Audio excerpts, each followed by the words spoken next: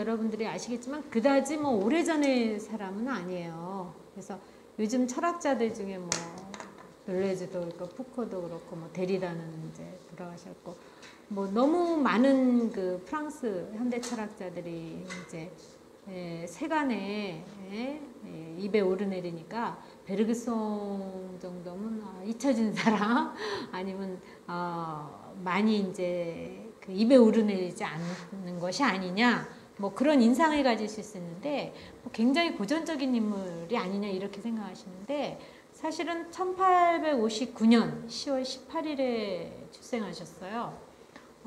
그래서 1941년 1월 3일에 돌아가셨으니까 뭐 그다지 오래된 분은 아니지 않나 이제 제 개인적인 생각에 뭐 너무나 이제 빨리빨리 유행이 바뀌고 사상도 막 유행처럼 여겨지는 시대이기 때문에 여러분이 그렇게 이제 인상을 가지실 수 있는데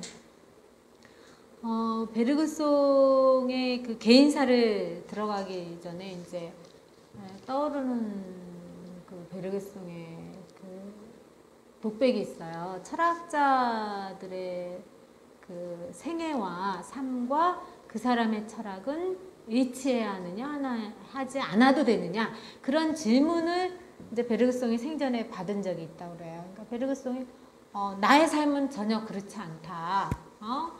그러니까 베르그송은 철학적 사유 자체를 즐긴 사람 같아요. 그거를 실천하는 실천적 사상가도 많잖아요. 사르트르 같은 경우가 그러게 되겠죠. 아니면 푸코도 그래요. 직접 어떤 운동을 들어가서 뭐 반전이니 평화시인이 뭐 아니면 인권 그런 그 베르그송의 생애는 그런 게 아니에요. 그러니까 이 사람은 제가 개인적으로 이제 받은 인상은 정말 철학적 사유 자체를 즐기다가 가신 분. 그래서 조금 아까 얘기했듯이 그런 질문을 받았을 때 나는 그러니까 베르그송 씨 본인은 철학자의 그 상상과 삶이 일치될 필요는 없다. 뭐 이런 말을 했대요. 근데 우리가 생각하기에는 그러잖아요. 지성과 뭐 야성 이런 거 실천 그것이 겸비되는 삶이 더 모델로서 뭐 멘토 그러지 않는데 베르그송은 정말 철학적 사유인이 아닌가. 사유를 자기 시대의 그 현실적인 문제와 결부시켜서 자유롭게 즐길 수 있는 여유. 우리 시대가 과연 그걸 허용할까라는 질문을 한다면 베르그송은 상당히 이제 그걸 누리고 간 사람이죠.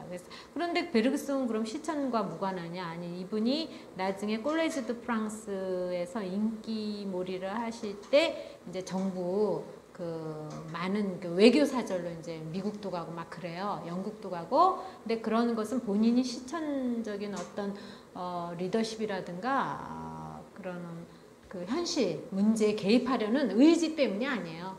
그냥 뭐 태생적으로 영국과 관계가 있고, 또 뭐 창조적 진화가 뭐 미국 같은 데서 너무나 뭐 인기가 있고 노벨 문학상을 받고 이런 지명도에 있어서 베르그송을 이제 외교관으로 한 인상이 있죠. 그렇기 때문에 베르그송은 정말 시대의 어떤 그 정치적인 이슈라든가 실천적인 이슈와 무관하게 정말 철학적 사유를 여유롭게 즐기고 음미하면서 살다간 그런 의미에서 또 마지막 철학자가 아닌가 이제 이런 평가도 할 수가 있고.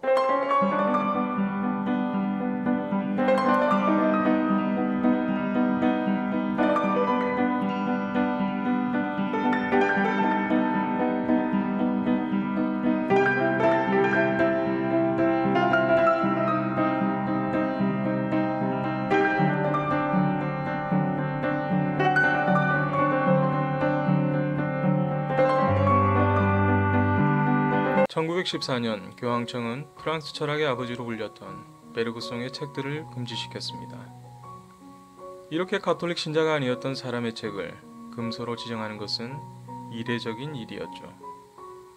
그러나 역설적이게도 이런 일이 일어난 후 사람들은 베르그송의 책들에 관하여 더욱 관심을 가지게 되었습니다. 베르그송은 1859년 10월 18일 프랑스 파리에서 유대인의 집안에서 태어났습니다. 1859년은 다윈의 종의 기원이 출판되었으며 철학의 거장이었던 후설과 존 듀이가 태어났던 해이기도 합니다. 베르그송의 책은 금지되었지만 다윈의 저작인 종의 기원은 로마 가톨릭의 금서 목록에 등록되지 않았다고 합니다. 이 이유는 로마 가톨릭이 자신들의 교리인 창조론과 반대되는 진화론을 주장했던 과학계와의 갈등을 만들지 않기 위해서였죠. 베르그송은 어릴 적부터 아주 똑똑했다고 합니다.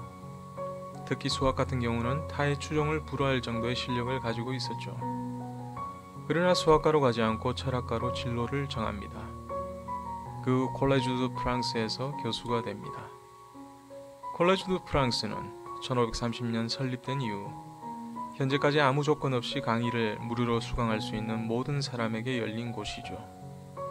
때문에 이곳에서 교수가 된다는 것은 프랑스 교육계에서 최고의 인정을 받는다는 것입니다. 이곳은 미셸 푸코, 모리스 메를로 퐁티, 레비 스트로스, 피에로 브루드예, 롤랑 바르트 등 수많은 석학들이 교수로 지낸 곳이기도 합니다. 베르그송의 책 중 가장 유명한 책은 1907년 창조적 진화라는 책과 이전에 썼던 물질과 기억이라는 책입니다. 이를 통해 1927년 노벨 문학상을 받게 되죠. 그리고 14년이 지난 후 1941년 1월 3일 2차 세계대전 당시 나치가 프랑스를 점령하자 유대인으로 자신의 신부를 등록하기 위해 기다리던 중 그동안 감염된 폐렴으로 인해 그의 일생을 마감하게 됩니다.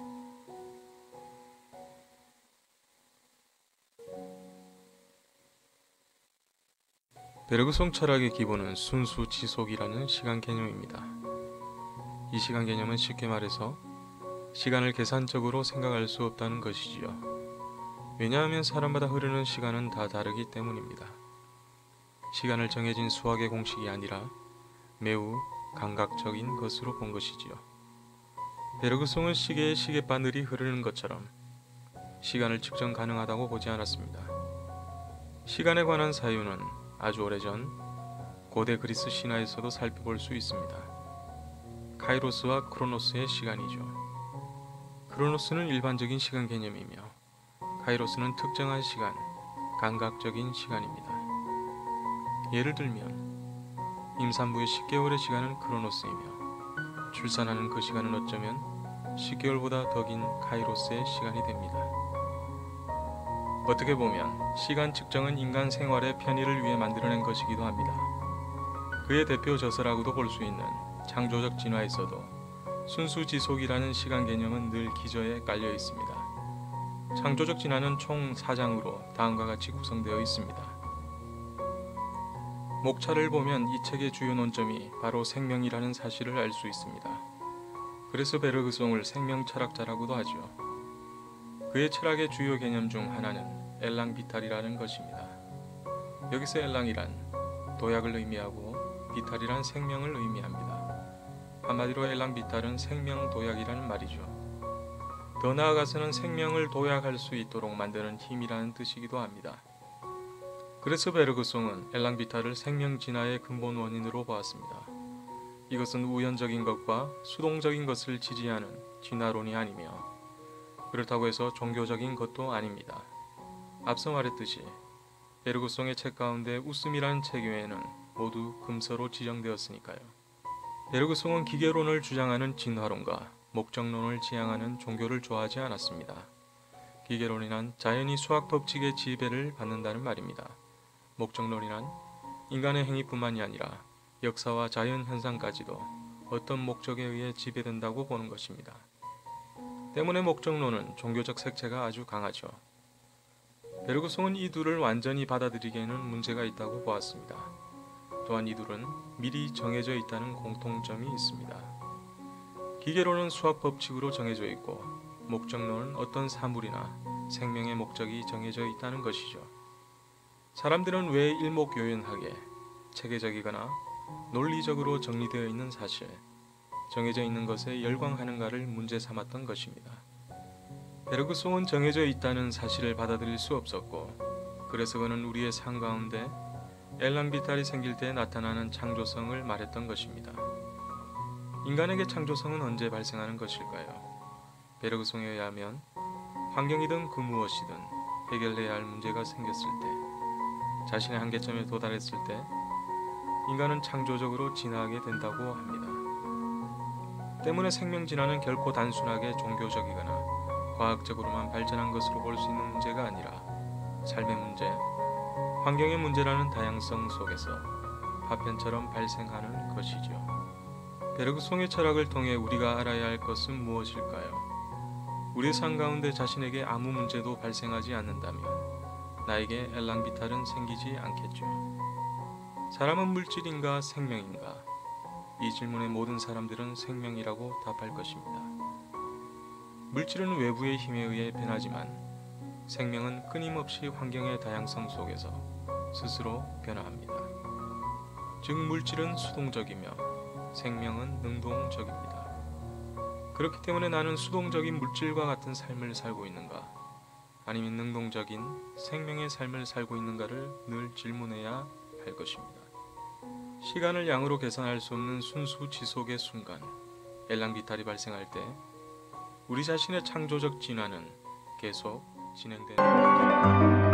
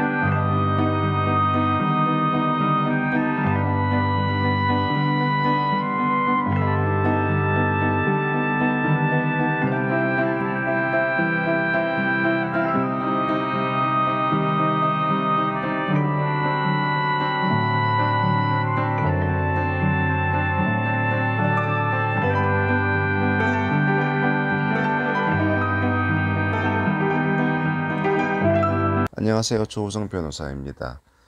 자, 오늘 아침에 철학 얘기 하나 드릴까 싶은데요. 여러분 혹시 엘랑비탈이라고 하는 단어를 아십니까? 오늘 엘랑비탈을 좀 설명을 드릴게요. 제가 예전에 제 브런치 정리했던 건데요. 자, 이런 질문을 합니다. 당신은 물질입니까? 생명입니까? 내가 물질이냐고? 야, 생명이지. 그게 말이야? 자, 그럼 여기서 우리는 뭐가 물질이지? 뭐가 생명이지? 살아있는 게 생명이고 죽어있는 게 물질인데, 과연 생명은 물질과 어떤 점에서 차이가 나는가? 움직이나? 근데 생명 중에는 움직이지 않는 것도 있잖아요. 여기서 말하는 생명의 진정한 속성이 무엇인가를 깊이 고민한 철학자가 있으니 그가 바로 베르그송입니다. 제가 요즘 들레즈에 빠져 있는데 또 들레즈가 아주 좋아했던 철학자가 자기 선배인 베르그송이더라고요, 보니까. 그리고 이 베르그송이 창안한 개념이 엘랑 비탈인데요. 엘랑 비탈은 그의 저서 창조적 진화란 책을 알아두세요. 창조적 진화란 책에서 이 개념이 나왔는데, 엘랑은 도약, 약동, 이 점핑하는 것을 엘랑이라고 하고, 비탈, 바이탈, 비탈은 생명을 의미하는 프랑스어입니다. 자, 그러면서 이렇게 설명합니다. 그는, 베르그송은 생명이라고 하는 것은 주어진 여건 아래에서 그대로 있는 것이 아니고 능동적으로 변화하는 것이고, 그래서 이 생명에는 본래부터 에너지가 있는데 본래부터 가지고 있는 그 에너지로 진화하는 것, 이게 돼야 생명이다라고 정의했던 겁니다. 그래서 베르그송의 엘랑 비탈이라고 하는 것은 생명을 도약시키게 하는, 그 도약을 달성하는 근원적인 힘이 있는데, 생명에게는 그게 바로 엘랑 비탈이라는 거예요. 이런 엘랑 비탈이 없는 건 생명이 아니라는 겁니다. 그러면서 베르그송은 생명의 역사를 추적하면서 인간의 삶과 세계에서 결정론을 늘 부정했다. 자, 결정론이라는 얘기가 뭐 책 보면 많이 나오는데요. 결정론은 말 그대로 야, 모든 게 정해져 있어. 네가 아무리 깝작대봐야 어차피 너의 운명에 정해져 있으니까 그렇게 안달복달 할 필요 없어. 주어진 그대로 살아갈 수밖에 없는 거야라는 게 결정론인데요. 당연히 베르그송은 이것을 거부했죠. 들레즈도 마찬가지인 것 같아요. 들레즈도 차이와 반복이라는 그 책에서 다른 사람과 내가 차이가 나고 또 어제의 나와도 차이가 있고 계속 이 차이를 만들어내면서 그 차이를 반복해 나가면서 주어진 환경에 굴복하지 말고 나아가야 된다. 뭐 이런 얘기를 했는데 같은 개념이네요. 자, 그래서 베르그송에 따르면 생명은 물질과 대립되는 개념이죠. 그럼 뭐 물질은 뭐냐? 물질은 내부에서 변화하는 것이 아니고 외부의 강제적인 압력에 의해서만 변화하는 게 물질이라면 생명은 끊임없이 연속적으로 내부적인 동력으로 자체 변화한다는 겁니다. 그리고 우주 속의 모든 물질은 엔트로피 법칙, 이게 연력학 제2법칙이죠. 이 법칙에 따라서 지속적으로 그리고 예측 가능한 방향으로 변화를 이어가는데 생명 현상은 엔트로피 법칙을 거스르는 특수 현상이다. 엔트로피라고 하는 게 이제 뭐 저도 전문은 아니지만은 이게 점점 복잡도가 복잡해지는 걸로 이렇게 변해간다. 그리고 점점 흐트러진다. 쉽게 말하면 이제 우리 방 정리해 놓으면 시간 지나가면 계속 흐트러지잖아요. 그걸 이제 엔트로피가 증가한다고 하는데 그 엔트로피를 줄이려고 하면 외부에서 우리가 계속 치워야 되잖아요. 외부에 힘이 들어가야만 엔트로피가 줄어드는데 이렇듯 그냥 자연 법칙, 엔트로피 법칙은 가만히 냅두면 그대로 흘러가는 그게 물질이라고 하면 생명은 그걸 거스른다는 얘기죠. 그래서 베르그송은 창조라고 하는 것은 이러한 생명이 진화하는 가운데 연속적으로 변화하는 와중에 발생하는 질적 비약을 의미한다. 질적 비약. 뭐 요즘은 퀀텀 점프 이런 얘기 많이 쓰죠.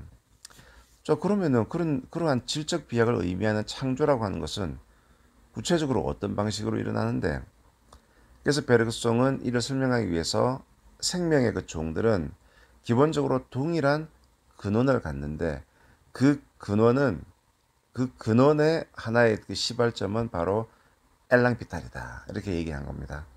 자, 그래서 이런 베르그송의 주장을 요약하면 다음과 같습니다. 첫 번째, 하나의 생명 속에는 무수한 잠재력 에너지가 포함되어 있는데 그리고 하나의 생명 속에서 두 경향이 양립할 수 없게 되면 에너지는 폭발한다. 그리고 생명은 폭발에 의해서 완전한 생명을 향해 도약한다. 즉 베르그송은 이 사람이 진화의 과정을 그냥 이렇게 쭉 시간이 흘러가면서 뭐 내가 조금 더 환경에 더 적응을 하네, 내가 살아남고 또 제가 살아남고 그러면서 그렇게 살아남는 애들이 쭉 살아남는 이 적자 생존, the fittest survival 일로 간 것이 아니고 뭔가 근원적인 내재적인 에너지의 폭발로 풀어낸 겁니다. 그리고 이때 생기는 폭발과 도약을 엘랑비탈이라고 부른 거고요.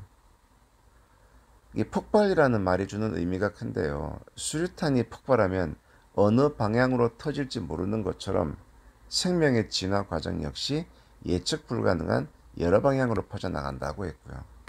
자, 세계적인 역사학자인 아놀드 토인비는 이러한 엘랑비탕이라는 개념을 역사에서의 도전과 응전 개념에 접목시켰다고 합니다. 자, 중국 대륙 북쪽에는 황하, 남쪽에는 양쯔강이 있는데요. 토인비 교수는 이 중국 고대 문명의 생성을 도전과 응전이라는 논리로 풀어냈는데 여기서 보면 이 역사 연구란 책이 있어요. 이런 설명을 합니다.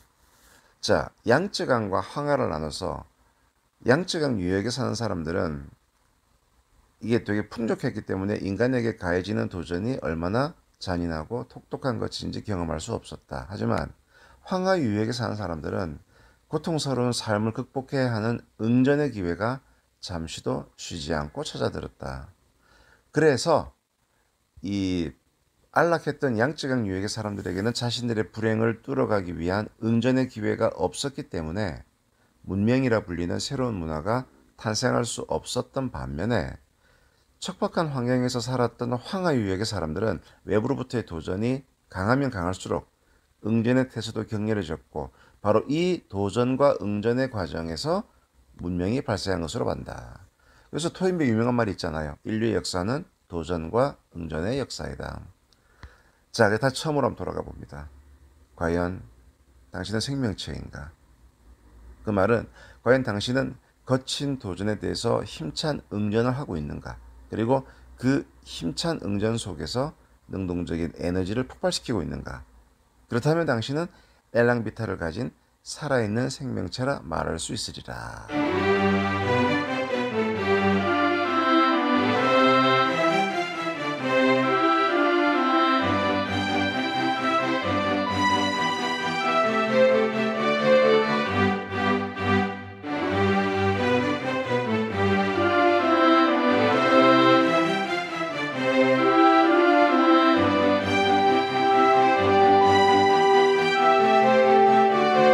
오늘의 주제는 베르그송의 시간이론입니다. 바로 시작하시죠.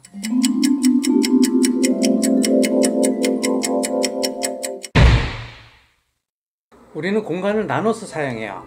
도시에는 주거지역, 상업지역, 공장지역으로 공간을 구분하고요. 건물에는 사무실, 휴게실, 화장실로 공간을 구획해서 사용하죠. 공간만 그런가요? 아니에요. 시간도 마찬가지예요. 학교에 가면 요일별 시간별로 수업을 하고요. 회사에 가면 출근 시간, 점심 시간, 퇴근 시간으로 시간을 구분해요. 그래서 이런 거에 익숙해진 아이들은 방학 때만 되면 이런 시간표를 짜죠. 시간을 공간처럼 이미지화해서 생각하는 거예요. 우리 언어 사용에서도 마찬가지예요. 시간을 공간처럼 말하죠. 예를 들어서 월드컵 시즌이 다가오고 있다 라는 것처럼 시간을 거리로 말하기도 하고요. 사건이 뒤로 갈수록 미궁에 빠졌다 라는 것처럼 시간을 방향으로 보기도 해요. 영어에서도 마찬가지인데요. This technique has been passed down to the present day 와 같이 시간을 높이로 기술하기도 하고요. We finished 10 minutes ahead of time 과 같이 시간을 위치로 기술하기도 해요. 이처럼 우리는 시간을 공간처럼 이미지화해서 사용을 하죠. 이처럼 시간을 공간처럼 사용하는 것을 시간의 공간화라고 하는데요. 시간의 공간화를 가장 많이 볼 수 있는 것이 바로 물리학이에요. 물리학에서는 공간을 X로 놓고 시간을 T로 놓죠. 그리고 운동방정식을 만들어요. 예를 들어서 10N의 힘으로 1kg의 공을 던지면 2초 후에 공이 어디 있을까? 라는 문제가 나오면 T에다가 2를 놓고 X가 어디에 있는지 방정식을 풀죠. 마치 시간 T를 공간 X처럼 다루는 거예요. 그러면서 시간을 더하기도 하고 빼기도 하고 정지시켜 놓기도 해요. 심지어 미분 적분까지 해요. 그런데요, 한번 생각해 보세요. 시간을 공간처럼 다룰 수 있을까요? 아니죠. 시간과 공간은 분명히 달라요. 우리는 공간 속을 왔다 갔다 할 수 있죠. 하지만 시간 속은 왔다 갔다 할 수 없어요.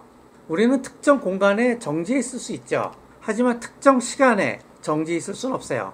왜냐하면 시간은 끊임없이 흐르니까. 그래서 시간과 공간은 분명히 다른 거예요.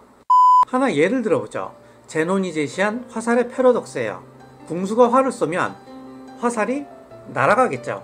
그런데 화살이 관역에 도달하려면 그 중간이 되는 지점을 통과해야 돼요. 그리고 또 그 중간이 되는 지점을 통과하려면 또 그 중간이 되는 지점을 통과해야 되고요. 또 그 중간이 되는 지점을 통과하려면 또다시 중간이 되는 지점을 통과해야 돼요. 그래서 화살이 관역에 도달하기 위해서는 무한한 지점을 통과를 해야 돼요. 그런데 어떻게 화살이 유한한 시간 동안 무한한 지점을 통과할 수 있나요?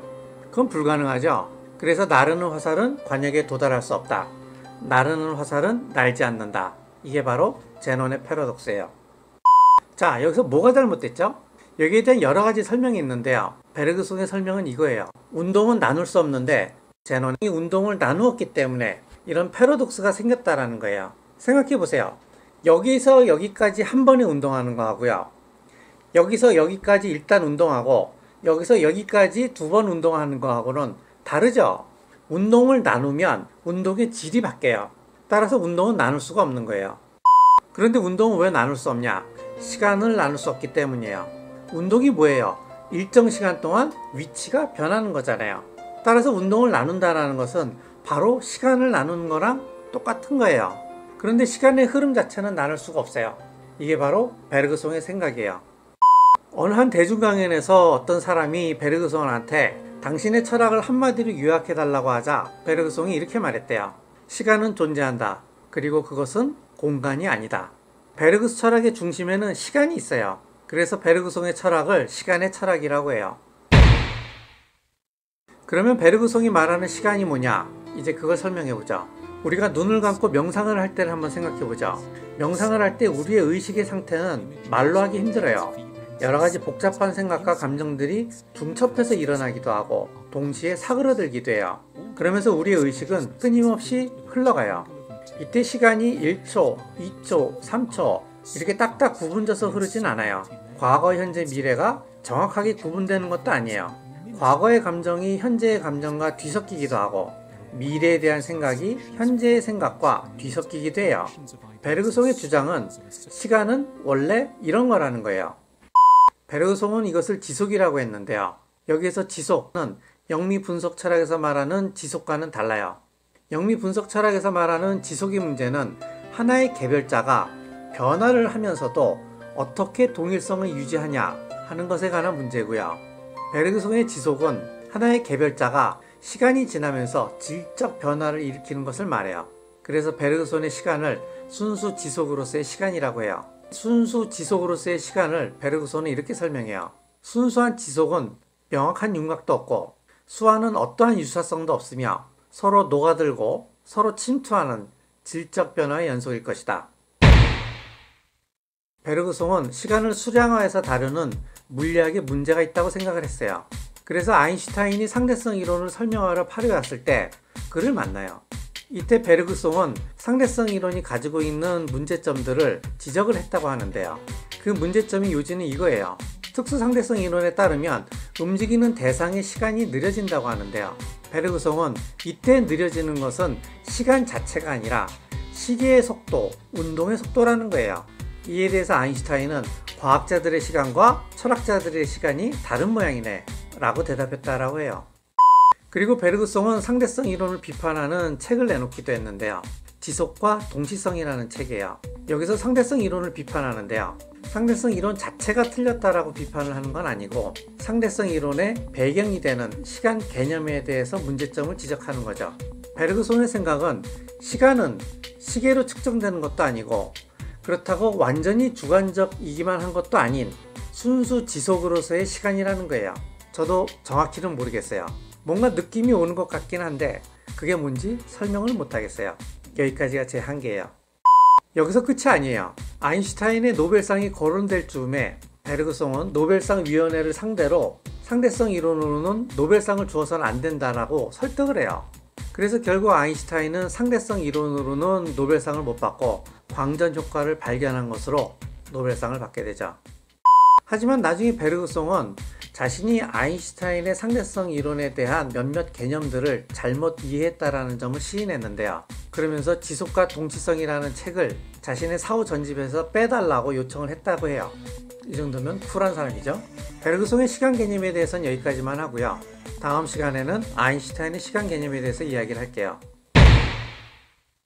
시간이란 주제는 참 어렵죠. 그래서 오늘의 한 줄 요약은 아우구스티누스의 고백록에 있는 하나의 문장으로 하겠습니다. 자, 한 줄 요약. 시간이란 무엇입니까? 아무도 묻는 이가 없으면 나는 그것을 아는 것 같지만 막상 누가 물어 대답을 하려면 말문이 막힙니다.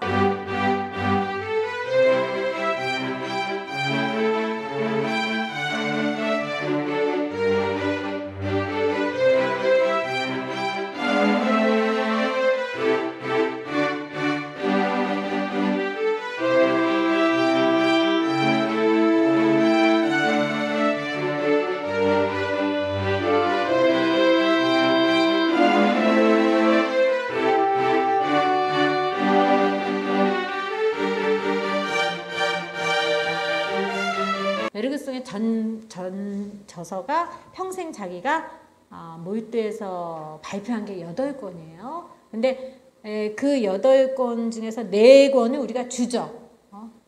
캐피탈 웍스, 주요한 메인 웍스의 저서고 나머지 4권은 부수적이다. 그 중에 하나가 리르, 웃음이죠. 웃음의 의미에 관한 거, 도덕과 종교의 능언천, 그리고 정신력, 에너지 스피리티얼가 있고 또 하나가 바로 지속과 동시성이에요. 이것은 아인슈타인의 그 상대성 이론을 발표되자 베르그송이 나의 지속의 시간과 이것이 뭔가 일치하는 것 같은데 사람들이 자꾸 딴지를 거는 거예요. 이거 뭐가 다르냐?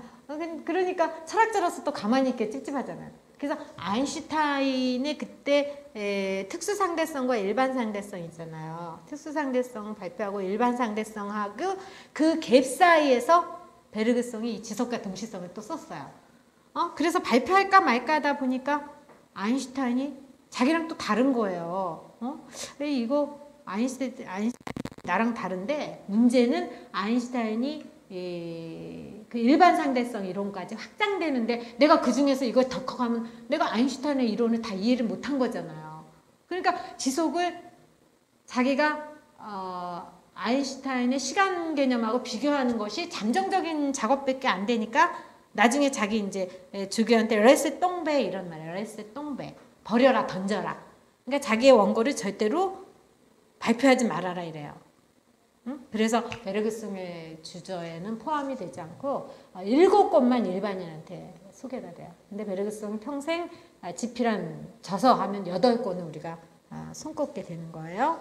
창조적 진화 같은 경우에 이제 아까 제가 로마 교황청의 금서 목록에 들어오는 아주 가장 대표적인 저서예요. 아니 7권이 다 금서 목록에 들어요. 베르그송이. 8권 중에서 한 권만 안 들었는데 그 한 권이 뭔지 아시겠어요? 네, 그게 웃음이에요. 미소, 리흐죠, 프랑스어로. 그러니까 그 웃음만 금서 목록에 안 들고 다른 거는 다 종교적으로 볼 때 이게 불손하고 불경하고 베르그송이 이 점에서도 자유롭게 생각한 사상가라는 걸 알 수 있어요. 베르그송의 사상이 얼마나 무전제, 그죠? 무전제, 실험적인. 그래서 창조적 진화가 발표됐을 때 아주 베르그송이 엄청 유명하게 돼요. 그 유명세를 몰아서 노벨상을 수상하죠. 노벨 문학상을 수상해요. 그런데 이것은 이제 베르그송이 뭐 외교관도 하고 뭐 세계적으로 이제 많은 명성을 부과하게 되는데 사실은 창조적 진화보다 베르그송이 당대 프랑스 철학계로부터 확실하게 인정받는 계기는 물질과 기억이라는 저서예요.